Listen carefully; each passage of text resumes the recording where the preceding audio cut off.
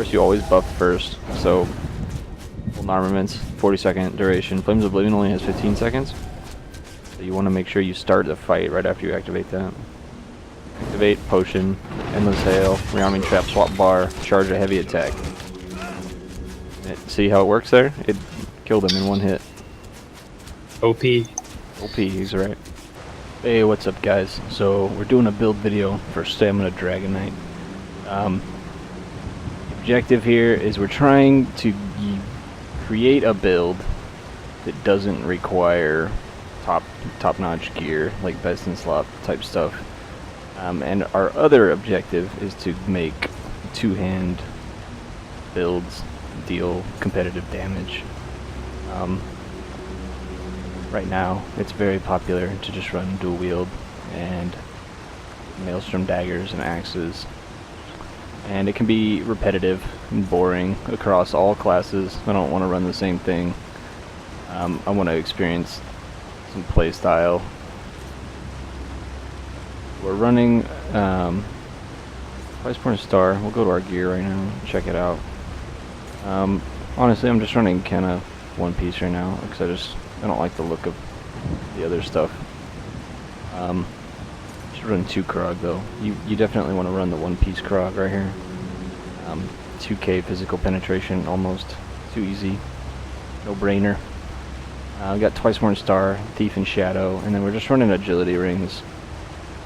What you can do is get a trial set for the Minor Slayer. And the Maelstrom Bow sharpened is the best choice bar, and then for this setup I'm running Maelstrom Greatsword and sharpened on the front. I've combined this with a fracturing poison. Something to note right here is you get 10.5 seconds uptime, so your cooldown's ready to go again before the effect has even worn off. It results in more uptime than an enchant does, but it's more expensive to use poisons, but it's fun for the numbers game.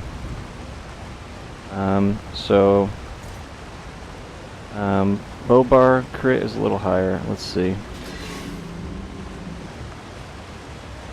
Looking at our stats on our two-hand bar, our recovery is very low as far as a DPS build goes, but we can work around that with heavy attacks, cost reduction, and then the Dragonknight passive that restores restores resources when you cast an ult.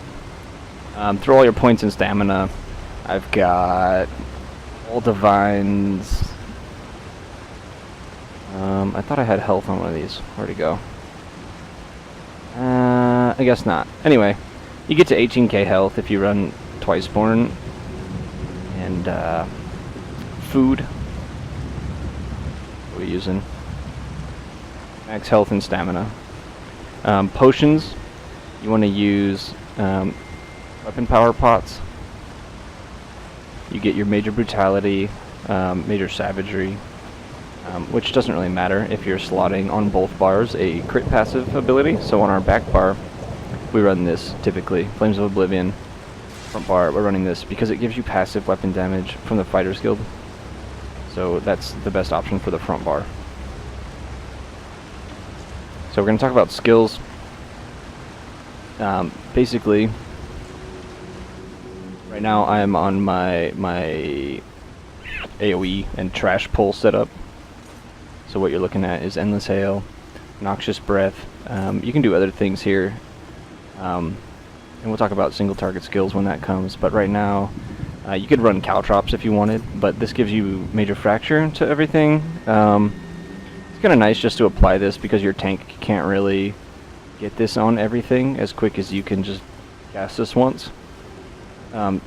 So you've got rearming trap for your minor force. Standard of might, you're not casting ults typically on trash pulls anyway, unless you're like ICP or whatever.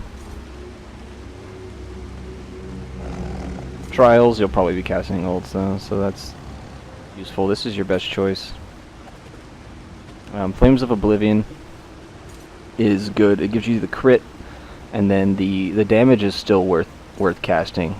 You typically do this every other rotation because the duration kind of doesn't sit well with the other abilities. So you've got 10 seconds, 15. You don't really recast this on a single target fight where you're worried about rotation so much. But this is also 10 seconds, and then you've got the strange timer on this as well, lasting for 6 seconds, and then rearming for another. But we want this up all the time, so we just recast this every rotation. We don't want this to drop. Trash bar, two-hand. I'm going to throw rally here. I don't want to use potions for trash. And then I also want the heal over time and the burst heal in case I need it, coupled with brawler. This is not the most damage you'll get in an AoE scenario, but it's decent. I mean, you do a little bit of upfront and then the bleed, which is kind of nice. So what you typically do in a trash pull, you'll start on your bow bar. You'll cast Molten Armaments. This is the basis for this whole build. You're going to want to learn how to heavy attack weave on your two-hand with Wrecking Blow. We choose the Wrecking Blow more for PvE, because we're looking for more damage. The Empower, you can't beat it. It's the only way you can get competitive damage out of the two-hand. So, Molten Armaments last 40 seconds. 40% damage increase. And it also gives your group major sorcery. So it's got 2 reasons for you to cast. But really, you need this. So I'm not worried about anyone else when I'm casting this at all. I need it. Rally is my second spell, second longest duration. And right before I go into a fight, Flames of Oblivion. And then we're going to Endless Hail, Rearming Trap, Breath, Swap, Brawler. And basically what this is going to do is put a lot of dots on everything. And then you're just going to switch your focus to Wrecking Blow and heavy attacking your largest enemy. What that'll do is that'll splash the damage from your heavy attacks to the other enemies. So they'll bleed out and receive what is called Forceful from the two-handed passive. So 32% of the damage inflicted splashes to 2 other targets, which is really nice. You don't have to pay any attention to adds in some fights. You can just rely on that and the rest of your AoEs on the ground. So let's talk about single target rotation now, and kind of the way we get competitive damage out of our two-hand bar. So on this bar, if you're playing alone, always leave this setup. Leave your trash setup. The only flex spot when you're playing alone really is Vigor for Brawler.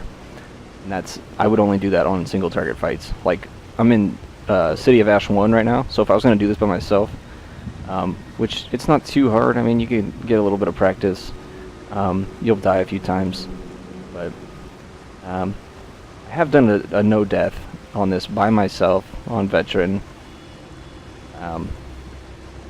Vigor on the last boss. Other than that, I leave everything else the same. So single target. Back to the single target. We're looking in bow. Poison arrow here. These stay the same. Here, this is fun. We're going to drop all of this because we're going to get our brutality from here. Keep those up all the time. Don't start a dungeon with 5 like that. Don't run out. So we're going to go to Fighter's Guild. Fighter's Guild, make sure you have all these passives right here.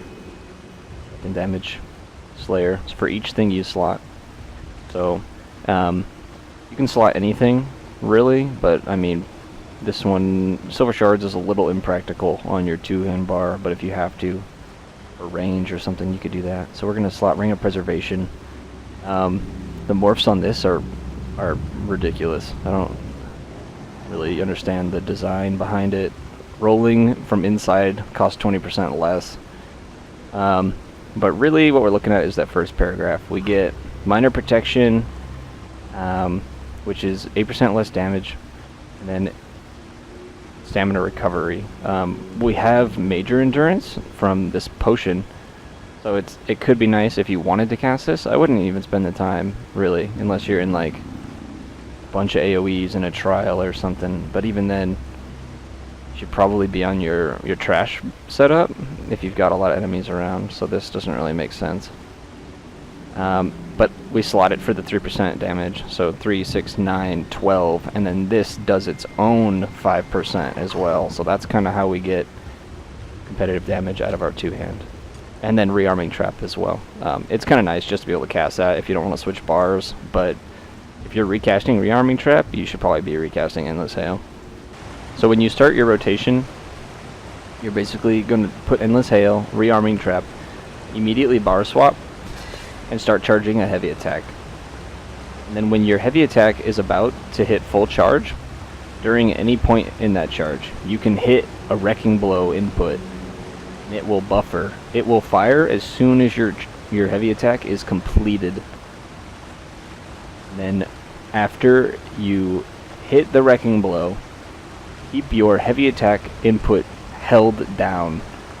You don't ever have to release heavy attack on your two-hand bar.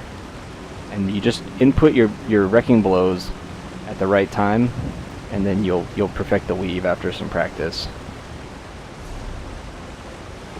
Okay, and then we're also going to jump in and show the CP distribution that I went with. I ran a few parses on the on some different bosses without CP, and then I kind of applied these based on those ratios. So we've got 100 into Mighty, 46 into Precise Strikes to make sure that we hit a jump point, and then 36 into Thaumaturge, 5 into Melee Weapon Expert. I thought this would be a little higher, but trust math. The defensive ones, nothing really important to look out for. I just go split there, and then quick recovery for like vigor and rally when I use it. That helps a lot in Maelstrom Arena. Over here, I've just got the cost reduction, 100 points for stamina, in case that was unclear. Over here, this is the fun part, 60 points into stamina recovered from your heavy attacks for 11.8%. This helps a lot if you're on your two-hand bar performing heavy attacks and Wrecking Blow. You will not run out of stamina. You can do that indefinitely. You actually net more stamina gained during that phase of your build and your rotation. And then if you're kind of sloppy and you have to recast your bow buffs on the things on your back bar, you're going to drain your stamina. But you recover that from a Dragonknight passive anyway, so eventually you'll just be at full stamina again. And that's really the fun part of this build, is that your heavy attacks are putting out your damage as well as restoring your resources. So you technically don't... I've never run out. I mean, you could if you were recasting Endless Hail too many times, rearming trap, switching targets too often, but you don't want to be on your bow bar long. You want to be focused on Wrecking Blows and heavy attacks. That's where the meat is. That's where your damage peak will come from. Go back to rotation. Speaking of damage peak, if we look at... Get away from this loud river. If we look at the ults, so we're going to go to standard. If you have a standard ready, you want to drop that after rearming trap. So basically, if I were to start a fight and drop my banner, the rotation would be Endless Hail, rearming trap, banner. I wouldn't cast this until the enemy was low, and even then, only if you know it's going to last the entire duration, because you'll still hit higher numbers. Like on a lot of these bosses in dungeons and stuff, your group is just going to burn through it before this even matters. So basically you just want to get your highest damage out for a very short amount of time, right? And that's where this build excels, is hitting really high numbers on burst fights. So anything that's you expect to last less than 15 seconds, this build is gonna shine. You drop that, and then the banner's up. You really get some insane numbers when you start going into Executioner with your banner up.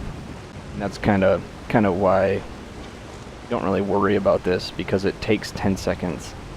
And it's only going to be 5 seconds, you know, if it's, say the whole fight's 10 seconds long, you've only got 5 seconds of this on its execute mechanic, and it's not going to be worth the time it took you to cast it, believe it or not. It really boils down to getting Endless Hail, Rearming Trap.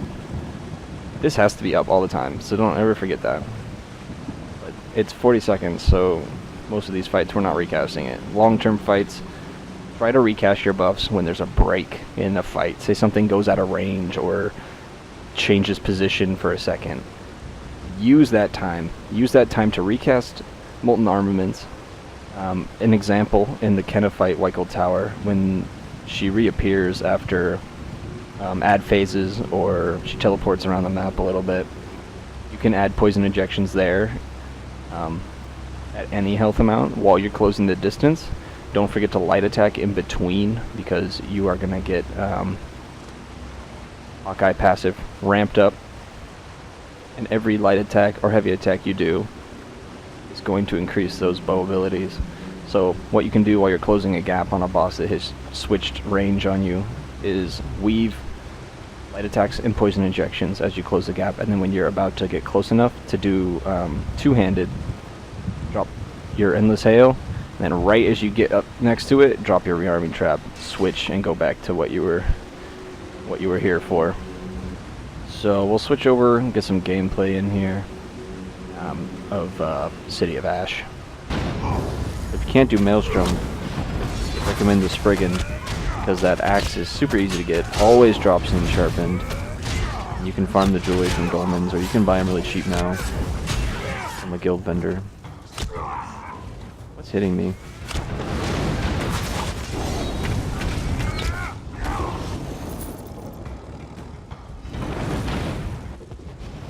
When you're running this dungeon, make sure you look for all the chest spawns. You're never going to get a sword sharpened. You're going to get plenty of wild moths, plenty of bows of the Deadlands. You're never going to get what you want. Yeah, I can hear the pain in your voice, man. You do? Oh. Yeah. Oh my, okay. Alright, so we're looking at like 2 million health. We're going to drop everything here. We don't have a tank. I'm just going to use Fracture and the AoE setup. So we're looking at the easy way to run this, the lazy way to run this. Ready when you are. Alright. Yeah. We kind of all have to stand in a clump. Oh shit, that was an early Warhorn. My bad. Wrong button. That's right. Oh no! Oh, we need a tank. Yeah.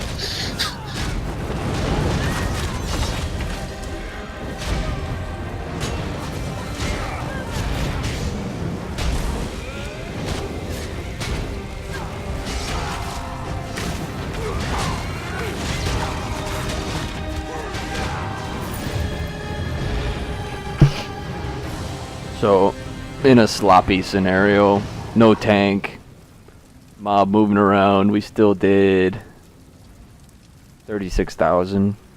You could see the spikes a little earlier. One of the nice things about this build is it reaches its peak almost immediately in the first few seconds. So if you're looking at a short fight, like in something like this, or something you're trying to burn through very quickly, it's going to put more damage out than anything I've ever used. Okay, got your shit ready? Yep. Alright, I'm ready. Good to go. You're at. Wait, it fights me instead.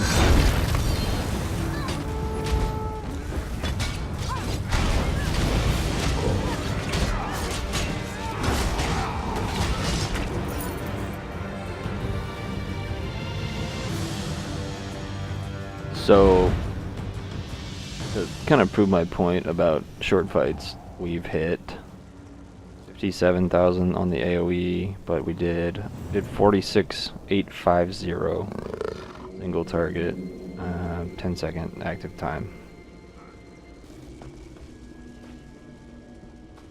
It's a lot of damage. Slightly.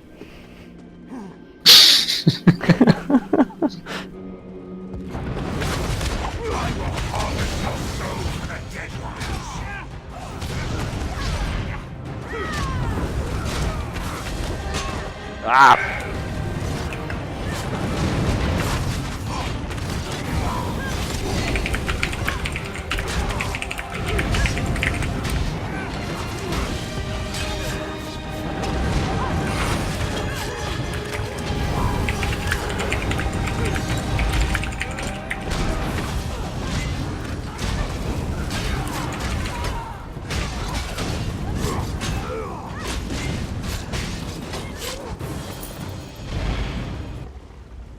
I don't know why there's like timber coming out of their front door. Is that intentional?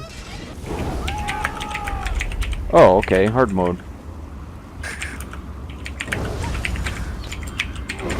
Thanks. Alright. 400 up.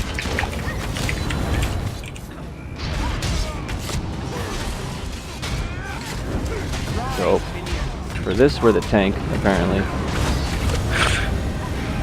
Same concept. Heavy attack, second blow press, a rally every now and then. Make sure my vigor stays up or I'll die. Yeah, I got you. Oh, okay. Famous last words, right? So if you don't have the add-on to see your ground dots, I recommend you grab it. I forget what it's called. We'll find that later. But you just kind of watch your endless hail timer to recast your rotation.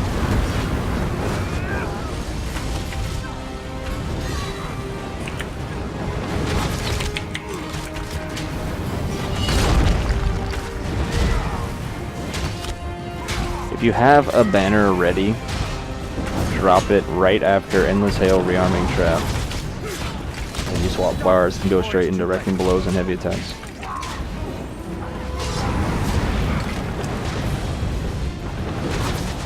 Swim across the channel today.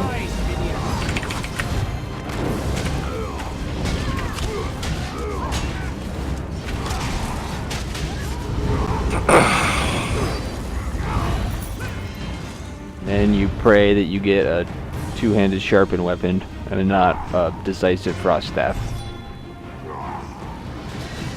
Okay, kind of wrap this one up. We're out in Bankrai here, just where the zombies spawn. What we're gonna do, I'm gonna show you why I called this Onslaught. So weapon, two-hand, we're gonna use this ultimate here. On Dragonknight, you're looking at pretty big, 16,640. We're going to use this to kill every monster that we engage, so that it restores the ultimate cost and our resources, because we are a Dragonknight and we're looking at Earthen Heart passive, Battle Roar. So you can, as long as you're killing something with this, you can infinitely perform other things like crit rush, two-handed skills, bow skills, buffs, anything, any resource. So applications for this aren't really that abundant, but I've used it in Veteran Maelstrom, and I usually use corrosive armor to go with it as well. They both kind of function the same in that they ignore armor. So what you can do is you can switch up your gear, maybe drop the Krog penetration for another one piece like Veladreth or whatever you have that you want to run. So you can do double weapon damage there, Veladreth and Kenna, and then you could run even just weapon damage here like Hundings and then agility, and you're gonna have a lot of damage. What you want to do is you want to remove this poison, because you don't want to suppress the crit rush enchant here on your Maelstrom weapon. If you don't have this, that doesn't matter. If you're using Spriggan or something, that's fine. Just the enchants. It's cheaper in the long run. So what you're gonna do for your sorry, let me put this on. My mouse is broken right now. It's a sad time in my life.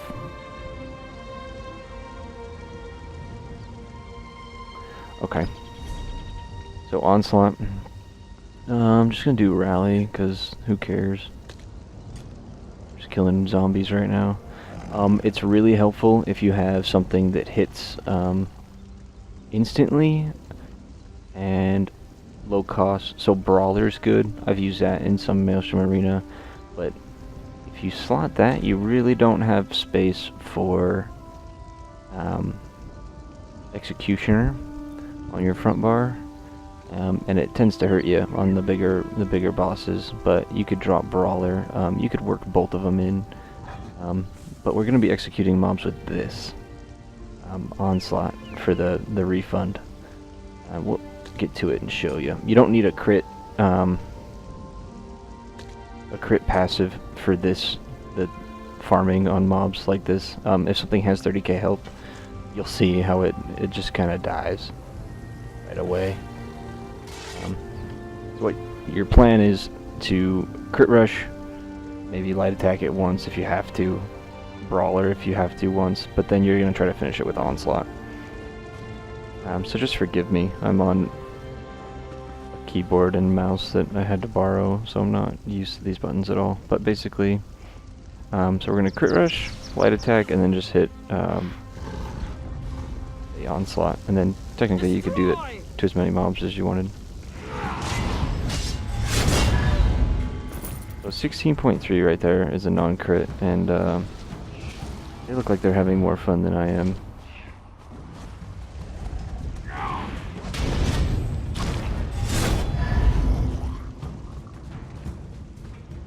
So just spam crit rush. When you get close, light attack, and kill it. You can back up even.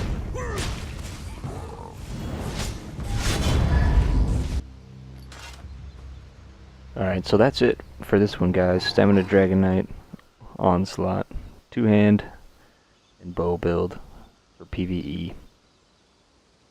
Thanks for watching. Subscribe and leave a like.